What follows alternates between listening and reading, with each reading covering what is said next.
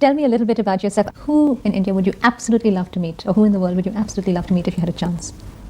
To be really honest, this really sounds contrived, cliched, and probably even practiced. Contrived. Something that feels fake or unnatural, as if it is forced or planned. For example, his apology sounded contrived, as he really didn't mean it. Cliched and probably even practiced. Cliched. Something that is not original, overused, and predictable. For example, the movie's ending was so cliche, I saw it coming from the start. But honestly, I'd like to meet Mother Teresa. Really? I would like to meet her. What is it that really interests you about her? It's what she does, because what she does is so rare. She's not looking for the limelight. She's not looking for glamour. Looking for the limelight, wanting attention, or trying to be the center of attraction.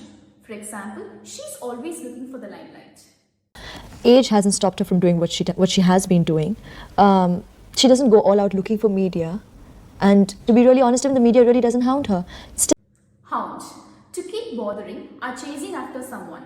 For example, the reporters hounded the celebrity for an interview. Still, that does not stop her from doing what she's doing. Time, age, nothing. Okay, She just goes on with her work the way she does, and it's so selfless. Selfless. To think more about others than yourself, or being kind and giving. For example, the nurses are usually selfless. Are you planning a big party when you get back to Bombay with all your friends and family? I haven't thought about it all, but I'd love to spend a lot of time with all of them, and time which would be worthwhile. I mean, sometimes in huge parties it is lost because you're so busy, moving around. Parties are, well, lots of noise, lots of people, and lots of socializing.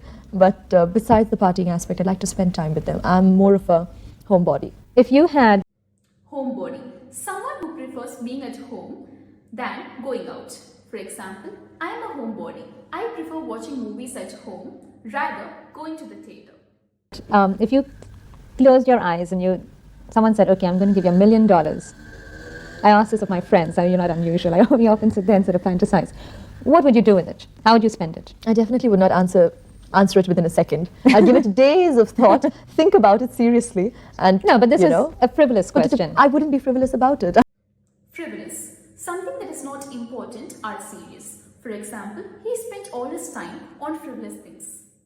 And put it to Really? practical use, because it's one hell of a lot of money, and you have to think about what you're going to do with it. You're not just going to indulge, because after Indulge.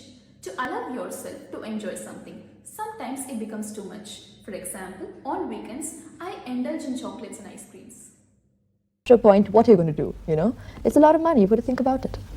When you're just granted money like this, will you think of the humanitarian aspect of it? Honestly, not because I'm just Miss World. I'm not saying this only because of the title, but honestly, you have to direct this money towards something fruitful.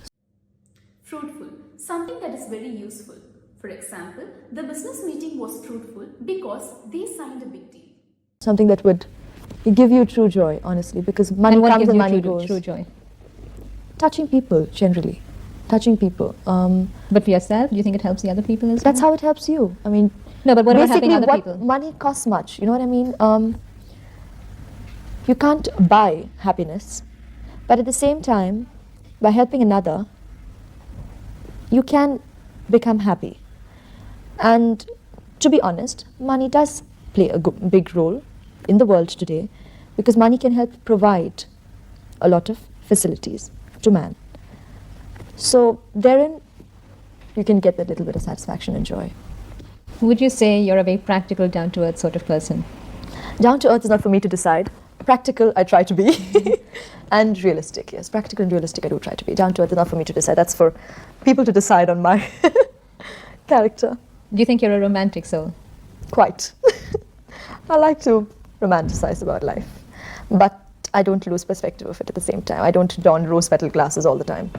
Life is real the way it stares you in the face, but try to make it beautiful and happy. Are you a little bit nervous about this coming year with being away from home and doing all these, having to take on all these responsibilities? Well, I asked for it.